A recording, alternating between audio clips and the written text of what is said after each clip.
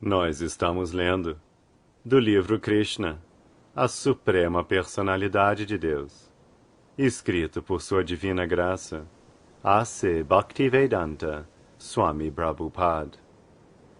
Capítulo 58.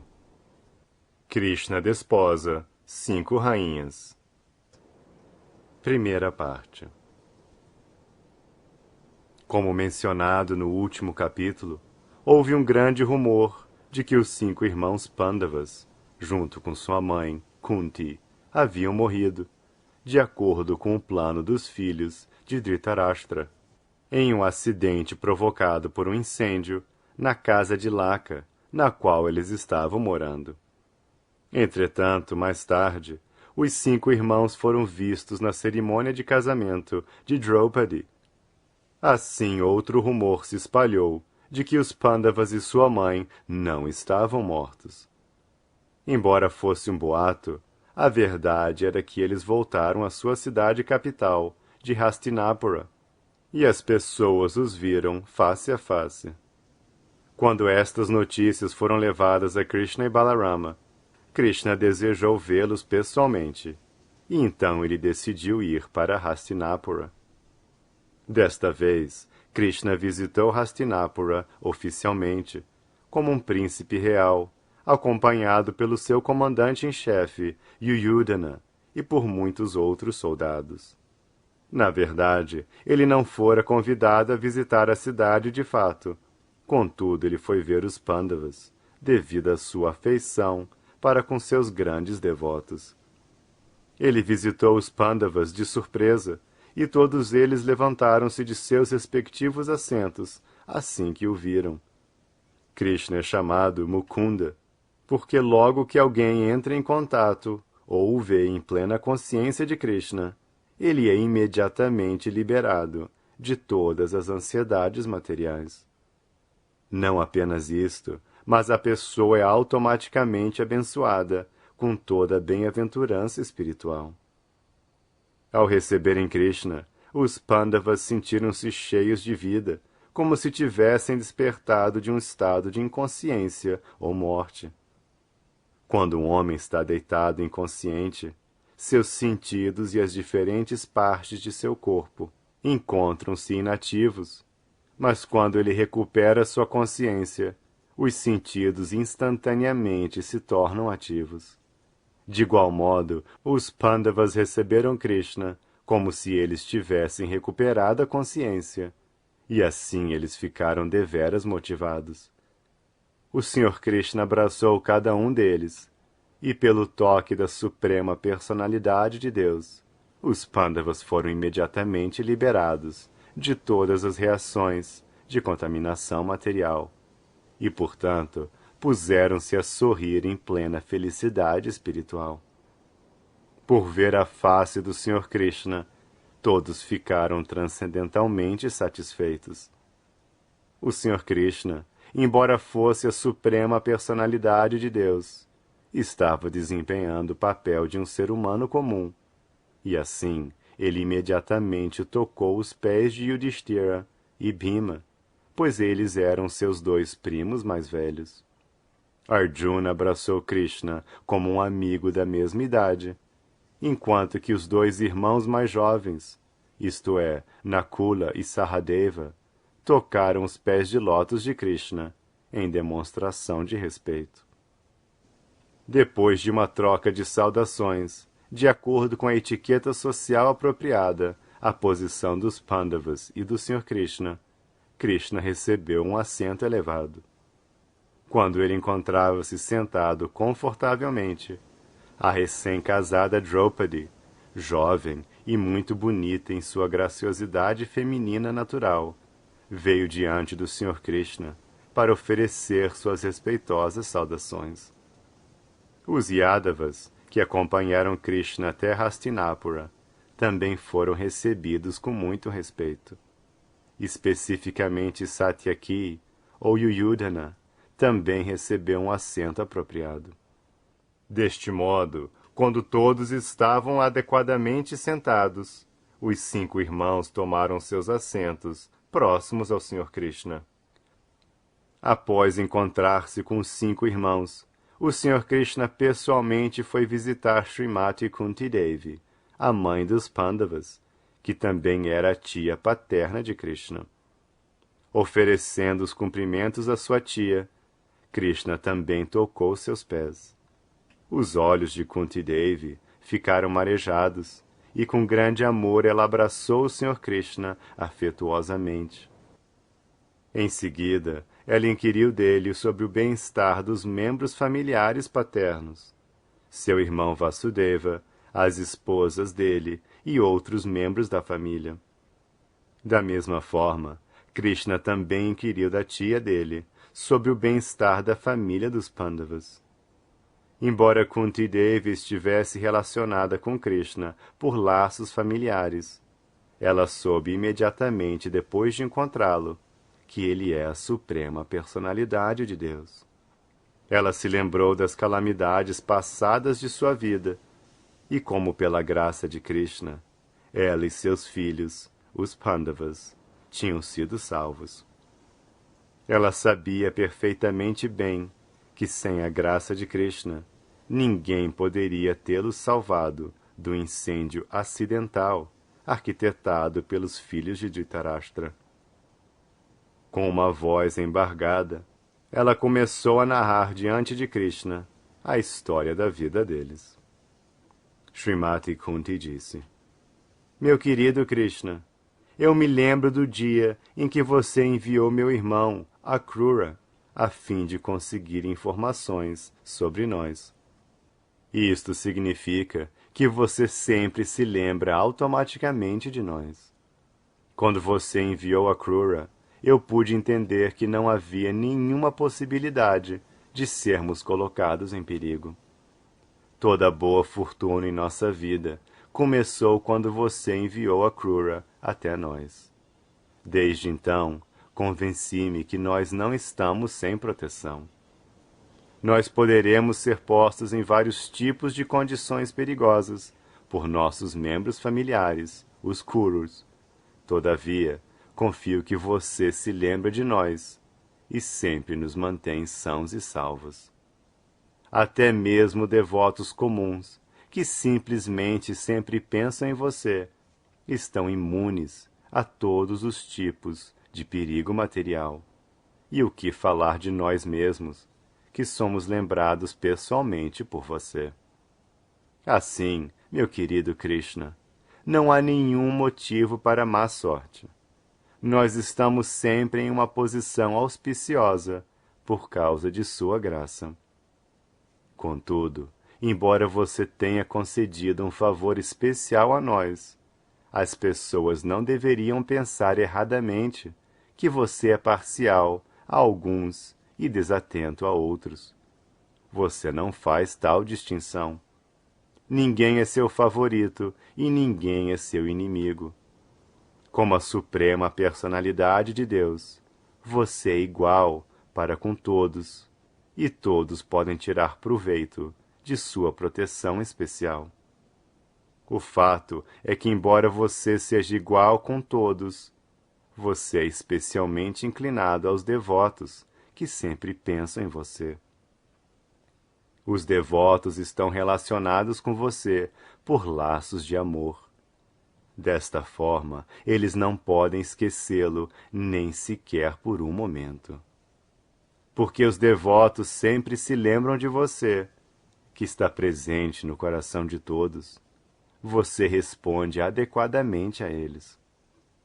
Embora a mãe tenha afeição por todos os filhos, ela dispensa um cuidado especial àquele que é completamente dependente. Eu certamente sei, meu querido Krishna, que estando sentado no coração de todos, você sempre cria situações auspiciosas para seus devotos puros.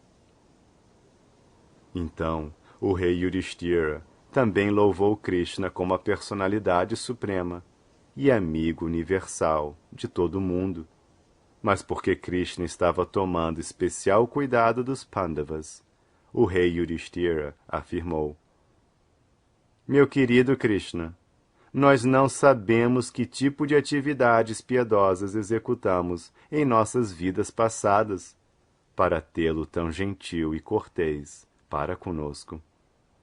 Nós sabemos muito bem que os grandes místicos que sempre se ocupam em meditação para capturá-lo não acham fácil obter tal graça.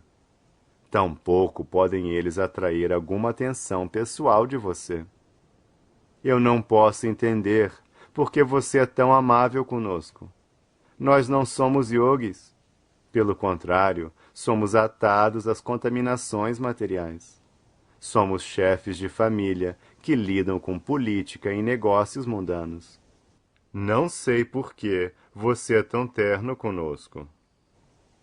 Sendo solicitado pelo rei Yudhishthira, Krishna concordou em ficar em Hastinapura durante 4 meses, durante a estação chuvosa. Os 4 meses da estação chuvosa são chamados Chaturmasya. Durante este período, os pregadores itinerantes e os brahmanas param em um certo lugar e vivem sob rígidos princípios reguladores. Embora o Sr. Krishna se encontre acima de todos os princípios reguladores, ele concordou em ficar em Hastinapura, em virtude de seu amor pelos Pandavas. Aproveitando esta oportunidade de permanência de Krishna em Hastinapura, todos os cidadãos da cidade lograram o privilégio de vê-lo de vez em quando. E assim eles simplesmente mergulharam em bem-aventurança transcendental, vendo o Sr. Krishna face a face. Um dia, enquanto Krishna estava na companhia dos Pandavas, ele e Arjuna prepararam-se para ir à floresta caçar. Ambos se sentaram na quadriga de Arjuna, que portava uma bandeira com uma figura de Hanuman. A quadriga especial de Arjuna sempre conduz um quadro de Hanuman, e então ela também é chamada Kapidwaja. Kapi quer dizer Hanuman, e Dwaja significa bandeira. Assim, Arjuna preparou-se para ir à floresta com seu arco e flechas infalíveis. Ele vestiu-se com paramentos apropriados de proteção, porque ele deveria matar muitos inimigos no campo de batalha. Ele especificamente entrou naquela parte da floresta onde havia muitos tigres, cervos e vários outros animais. A razão que Krishna fora com Arjuna não era praticar a matança de animais, porque ele não tem que praticar coisa alguma. Ele é autossuficiente. Ele acompanhou Arjuna para ver como ele estava praticando, pois no futuro ele teria de matar muitos inimigos. Depois de entrar na floresta, Arjuna matou muitos tigres, javalis, bisões, gavaias, um tipo de animal selvagem, rinocerontes, cervos, lebres, porcos-espinhos e outros animais semelhantes que ele perfurou com suas flechas. Alguns dos animais mortos, que eram apropriados para serem oferecidos em sacrifícios, foram levados por criados e enviados ao rei Yudhishthira. Os animais ferozes, como tigres e rinocerontes, só foram mortos para conter as perturbações na floresta. Visto que havia muitos sábios e pessoas santas vivendo na floresta, era dever dos reis Kshatriyas manter até mesmo a floresta em uma condição pacífica para se viver. Arjuna sentiu-se cansado e sedento devido à caça, e então ele foi até a beira do Yamuna, junto com Krishna. Quando ambos os Krishnas, isto é, Krishna e Arjuna, chegaram à margem do Yamuna, Arjuna às vezes é chamado Krishna, assim como Draupadi, eles lavaram as mãos, pé e bocas e beberam a água cristalina do Yamuna. Enquanto descansavam e bebiam água, eles viram uma bela mocinha, em idade de casar, que caminhava sozinha na beira do Yamuna. Krishna pediu a seu amigo Arjuna para adiantar-se e perguntar à donzela quem ela era. Pela ordem de Krishna, Arjuna imediatamente aproximou-se da menina, que era muito bonita. Ela tinha um corpo atraente, belos e brilhantes dentes e uma face sorridente. Arjuna inquiriu: Minha querida menina, você é tão bonita, com seus seios elevados. Posso perguntar quem você é? Nós estamos surpresos em vê-la vagando aqui sozinha. Qual é seu propósito em vir aqui? Nós só podemos supor que você está procurando por um esposo adequado. Se você não se importar, pode revelar seu propósito. Eu tentarei satisfazê-la. A bela rapariga era o rio Yamuna personificado. Ela respondeu: Senhor, eu sou a filha do Deus do Sol, e agora estou executando penitência e austeridade para ter o Senhor Vishnu como meu esposo. Penso que ele é a pessoa suprema e perfeitamente adequado para se tornar meu marido. Portanto, eu revelo meu desejo, porque você desejou conhecê-lo. A menina continuou: Meu caro senhor, sei que você é o herói Arjuna. Assim eu devo dizer ainda que não aceitarei ninguém como meu marido, além do Senhor Vishnu, porque ele é o único protetor de todas as entidades vivas e o outorgador da liberação para todas as almas condicionadas. Eu ficarei grata se você orar ao Senhor Vishnu para que fique satisfeito comigo. A menina Yamuna sabia que Arjuna era um grande devoto do Senhor Krishna e que se ele orasse, Krishna nunca negaria o pedido dele. Às vezes, aproximar-se de Krishna diretamente pode ser inútil, mas aproximar-se de Krishna por meio de seu devoto certamente pode trazer êxito. Ela ainda falou para Arjuna: Meu nome é Kalindi e vivo dentro das águas do Yamuna. Meu pai foi bastante amoroso e construiu uma casa especial para mim nas águas do Yamuna, e eu jurei permanecer na água enquanto não encontrasse o Sr. Krishna. Arjuna levou prontamente a mensagem da donzela Kalindi para Krishna, embora Krishna, como a super-alma no coração de todos, soubesse de tudo. Sem discussão adicional, Krishna imediatamente aceitou Kalindi e lhe pediu que se sentasse na quadriga. Depois disto, todos os três foram encontrar-se com o rei Yudhishthira. Em seguida, Krishna foi solicitado pelo rei Yudhishthira para ajudar a construir uma casa adequada a ser planejada pelo grande arquiteto Vishvakarma, o engenheiro celestial no reino divino. Krishna imediatamente convocou Vishvakarma e fez com que ele construísse uma cidade maravilhosa, de acordo com o desejo do rei Yudhishthira. Quando esta cidade foi erigida, Maharaj Yudhishthira pediu a Krishna que morassem com eles por mais alguns dias, para lhes dar o prazer de sua associação. O Sr. Krishna aceitou o pedido de Maharaj Yudhishthira e permaneceu lá durante muitos dias a mais. Enquanto isso, Krishna se ocupou no passatempo de oferenda da floresta Kandava, que pertencia ao rei Indra. Krishna queria doá-la a Agni, o deus do fogo. A floresta Kandava continha muitas variedades de drogas, e Agni precisava comê-las para seu rejuvenescimento.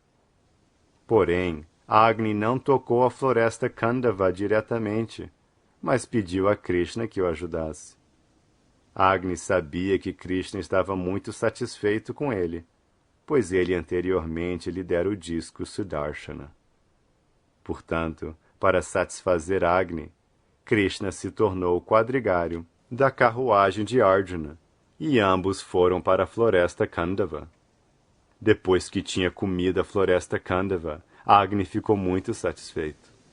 Nesta ocasião, ele ofereceu a Arjuna um arco específico, conhecido como Gandiva, 4 cavalos brancos, uma carruagem e uma aljava invencível com 2 flechas especiais, consideradas como talismãs, as quais tinham tanto poder que nenhum guerreiro podia enfrentá-las.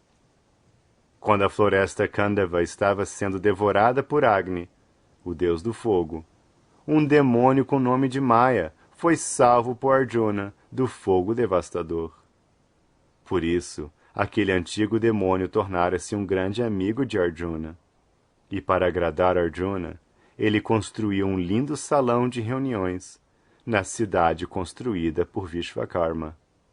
Este salão de reuniões tinha alguns recantos tão intricados que, quando Duryodhana veio visitar esta casa, ele ficou desorientado, confundindo água com o assoalho e o assoalho com água. Duryodhana foi assim insultado pela opulência dos Pandavas e se tornou seu inimigo declarado. Depois de alguns dias, o Sr. Krishna pediu permissão ao rei Yudhishthira para regressar a Dwarka depois de alguns dias. Quando obteve a permissão, ele voltou ao seu país acompanhado por Satyaki, o líder dos Yadus, que estava vivendo em Hastinapura com ele. Kalindi também voltou com Krishna a Dwarka. Depois de retornar, Krishna consultou muitos astrólogos instruídos para descobrir o momento satisfatório para casar-se com Kalindi, e então ele desposou-a com grande pompa. Esta cerimônia de casamento deu muito prazer aos parentes de ambas as partes, e todos eles desfrutaram a grande ocasião. Os reis de Avantipura, agora conhecido como Ujjain, eram chamados Vindhya e Anuvindhya. Ambos estavam sob o controle de Duryodhana. Eles tinham uma irmã, de nome Mitravinda, que era uma mocinha muito qualificada, instruída e elegante, filha de uma das tias de Krishna. Ela deveria selecionar seu marido em uma assembleia de príncipes. Todavia, ela desejou fortemente ter Krishna como seu esposo.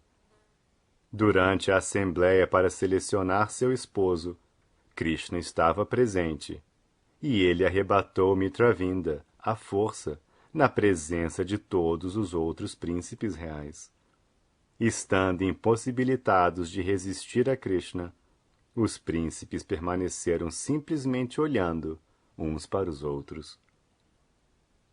Depois deste incidente, Krishna casou-se com a filha do rei de Koshala. O rei da província de Koshala era chamado Nagnajit. Ele era muito piedoso e um seguidor das cerimônias ritualísticas védicas. Sua filha mais bela chamava-se Satya. Às vezes Satya era chamada Nagnajiti, porque ela era a filha do rei Nagnajit.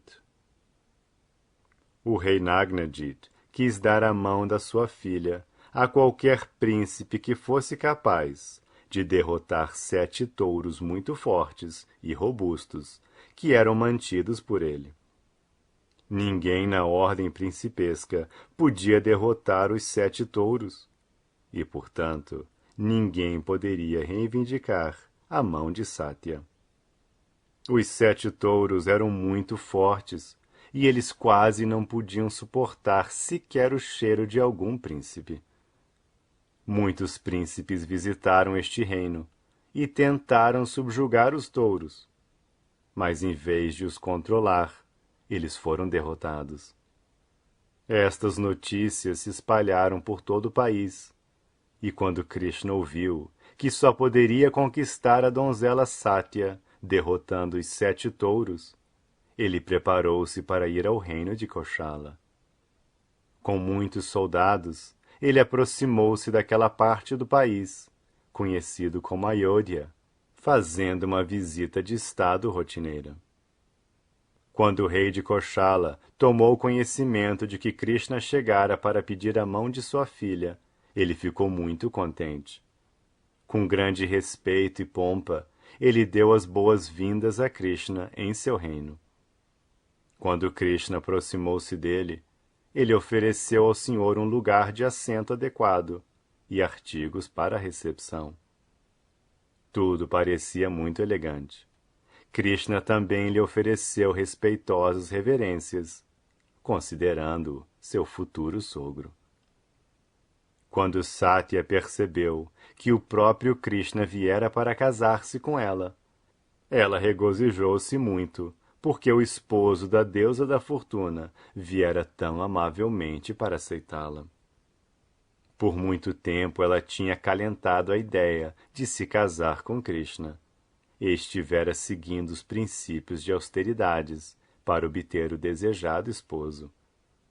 Então ela começou a pensar: se eu executei qualquer atividade piedosa, na melhor da minha capacidade, e se eu pensei sinceramente desde o princípio em ter Krishna como meu esposo, então Krishna pode ter ficado satisfeito em cumprir meu desejo há muito tempo nutrido.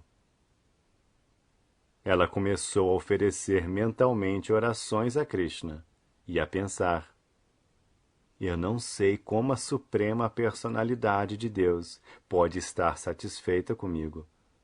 Ele é o mestre e senhor de todo o mundo. Até mesmo a deusa da fortuna, cuja residência é próxima à suprema personalidade de Deus, o Sr. Shiva, o Sr. Brahma e muitos outros semideuses de planetas diferentes sempre oferecem suas respeitosas reverências ao Senhor. O Senhor também às vezes desce a esta terra, em diferentes encarnações, para cumprir o desejo dos seus devotos. Ele é tão exaltado e grande que eu não sei como satisfazê-lo. Ela pensou que a suprema personalidade de Deus só pudesse ser satisfeito mediante sua própria misericórdia sem causa para com seu devoto. Caso contrário, não havia nenhum meio para agradá-lo. O Sr. Chaitanya, da mesma maneira, orou em seus versos Shikshastaka: meu Senhor, sou seu servo eterno. De uma forma ou de outra, caí nesta existência material.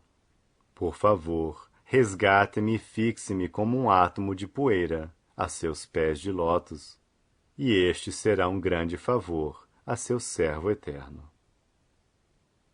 O Senhor só pode ser satisfeito por uma atitude humilde em espírito de serviço. Quanto mais prestarmos serviço ao Senhor, sob a direção do Mestre Espiritual, mais faremos avanço no caminho que se aproxima do Senhor. Nós não podemos exigir qualquer graça ou misericórdia do Senhor, por causa de nosso serviço prestado a Ele. Ele pode aceitar ou não nosso serviço, mas o único meio de satisfazer o Senhor é através da atitude de serviço, e nada mais. O rei Nagnajit era um rei piedoso, e tendo o Sr. Krishna em seu palácio, ele começou a adorá-lo no melhor do seu conhecimento e habilidade. Ele se apresentou assim diante do Senhor: meu querido Senhor, você é o proprietário da manifestação cósmica inteira, e você é Narayana, o lugar de repouso de todas as criaturas viventes. Você é autossuficiente e satisfeito com suas opulências pessoais. Portanto, como posso oferecer-lhe algo? E como posso agradá-lo por tal oferecimento? Não é possível, porque sou um ser vivo insignificante. Na verdade, não tenho qualquer capacidade para prestar algum serviço a você. Krishna é a super-alma de todas as criaturas vivas. Assim ele pôde entender a mente de Satya.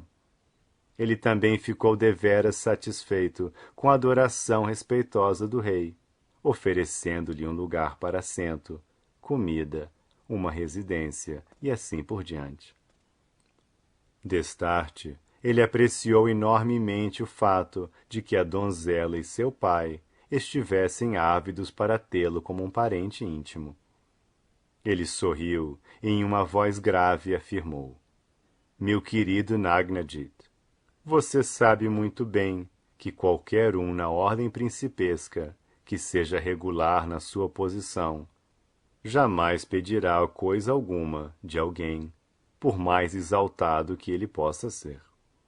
Tais pedidos por parte de um rei kshatriya foram deliberadamente proibidos pelos seguidores védicos eruditos.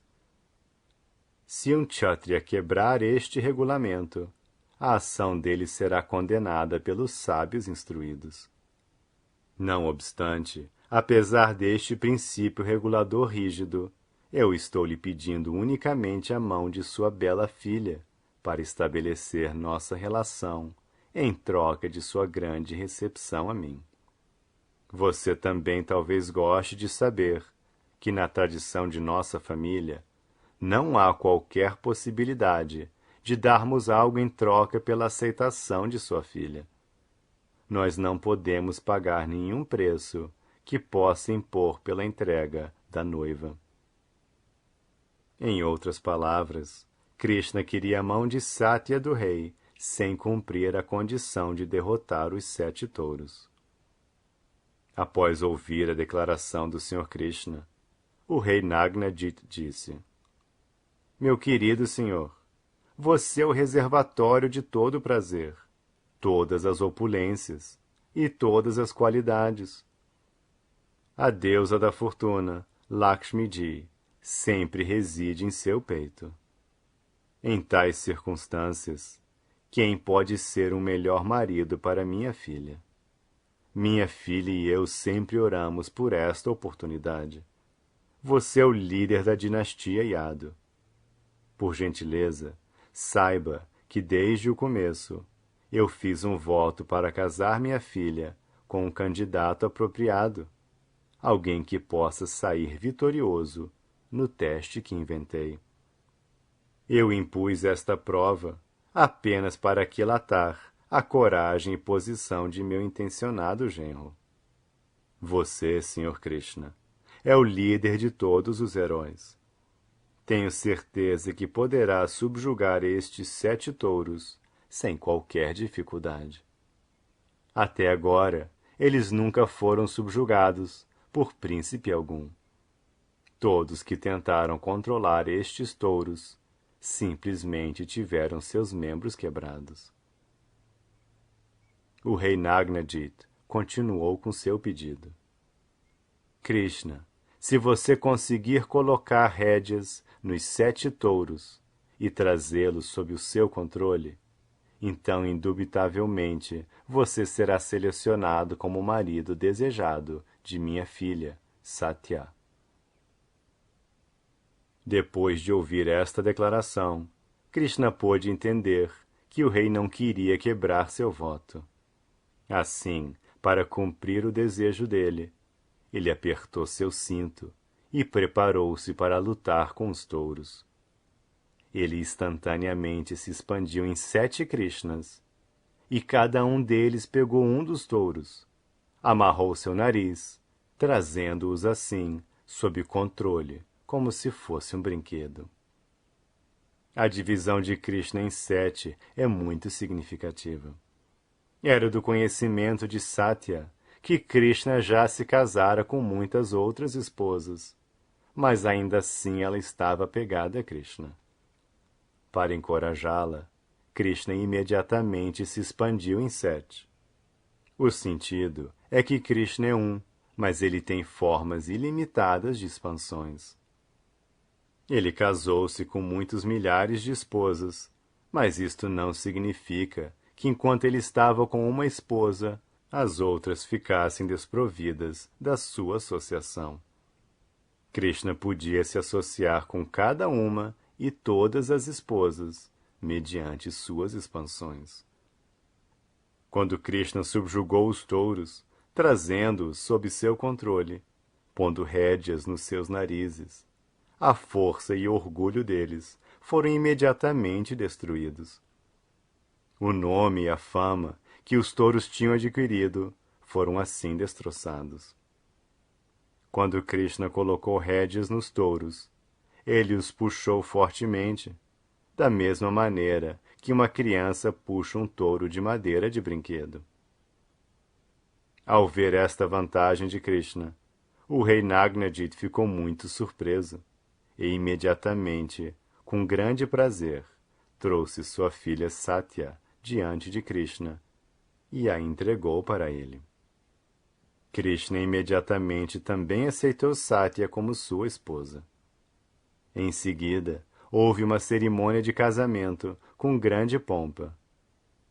As rainhas do rei Nagnajit também alegraram-se muito, porque a filha Satya havia conseguido Krishna como seu marido. Visto que o rei e as rainhas estavam muito felizes nesta ocasião auspiciosa, houve uma celebração por toda a parte da cidade, em honra do matrimônio. Em todos os lugares foram ouvidos os sons de búzios e tambores, e várias outras vibrações de música e canções. Os brahmanas eruditos derramaram suas bênçãos no casal recém-casado. Em júbilo, todos os habitantes da cidade se vestiram com roupas e ornamentos coloridos. O rei Nagnajit estava tão contente que lhe deu um dote à sua filha e genro, como segue. Em primeiro lugar, ele lhes deu 10.000 vacas e 3.000 criadas jovens, bem vestidas, ornamentadas até os pescoços. Este sistema de dotes ainda está vigente na Índia, especialmente para príncipes kshatriyas. Quando um príncipe kshatriya contrai núpcias, pelo menos uma dúzia de criadas da mesma idade são dadas juntamente com a noiva. Depois de dar as vacas e criadas, o rei enriqueceu o dote, doando 9.000 elefantes e 100 vezes mais carruagens que elefantes. Isto significa que ele deu 900.000 carruagens, e ele deu 100 vezes mais cavalos que carruagens, ou 90 milhões de cavalos, e 100 vezes mais criados que cavalos. Os príncipes reais mantinham tais criados e criadas, com todas as provisões, como se eles fossem seus próprios filhos ou membros da família. Depois de dar este dote, o rei da província de Koshala providenciou para que sua filha e ilustre genro tomassem assento em uma carruagem e permitiu-lhes ir para a sua casa, protegidos por uma divisão de soldados bem equipados. Como eles viajaram rapidamente para seu novo lar, o coração do rei ficou enternecido pelo afeto que lhes tinha. Antes deste casamento de Satya com Krishna, tinha havido muitas lutas competitivas com os touros do rei Nagnajit, e muitos outros príncipes da dinastia Yadu e de outras dinastias igualmente tinham tentado conquistar a mão de Satya. Quando os príncipes frustrados das outras dinastias ouviram que Krishna obtivera êxito, adquirindo a mão de Satya, subjugando os touros, naturalmente eles ficaram invejosos. Enquanto Krishna estava viajando a Dwaraka, todos os frustrados e derrotados príncipes cercaram-no e começaram a disparar uma chuva de flechas na comitiva nupcial.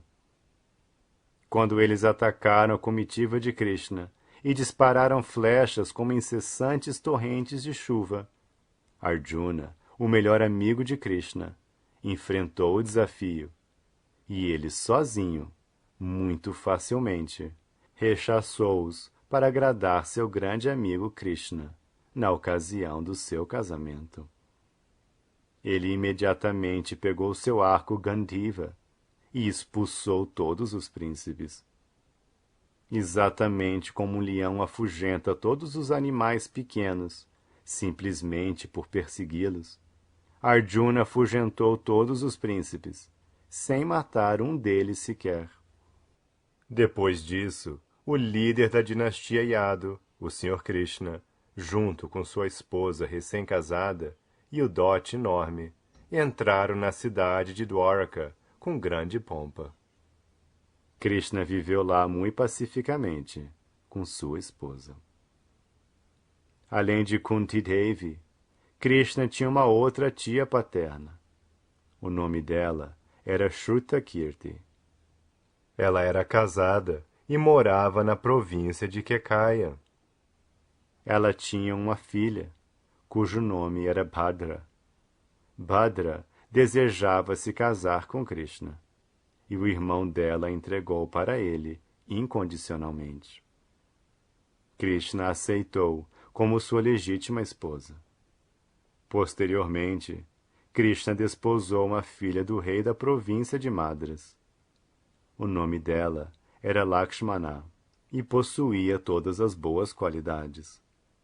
Ela também casou-se à força com Krishna, que a levou da mesma forma que Garuda arrebatou o jarro de néctar das mãos dos semideuses. Krishna raptou a mocinha na presença de muitos outros príncipes, na assembleia de seu Swayamvara. O Swayamvara é uma cerimônia na qual a noiva pode escolher seu próprio marido entre uma assembleia de muitos príncipes. A descrição do casamento de Krishna, com as 5 donzelas mencionadas neste capítulo, não é suficiente. Ele teve muitos milhares de outras esposas, além delas. Krishna aceitou as outras milhares de esposas, depois de matar um demônio chamado Bhaumasura. Todas estas milhares de mocinhas eram mantidas cativas no palácio de Bhaumasura, e Krishna as libertou e as desposou. Neste ponto, encerram-se os significados Bhaktivedanta do capítulo 58 de Krishna, intitulado Krishna desposa 5 rainhas.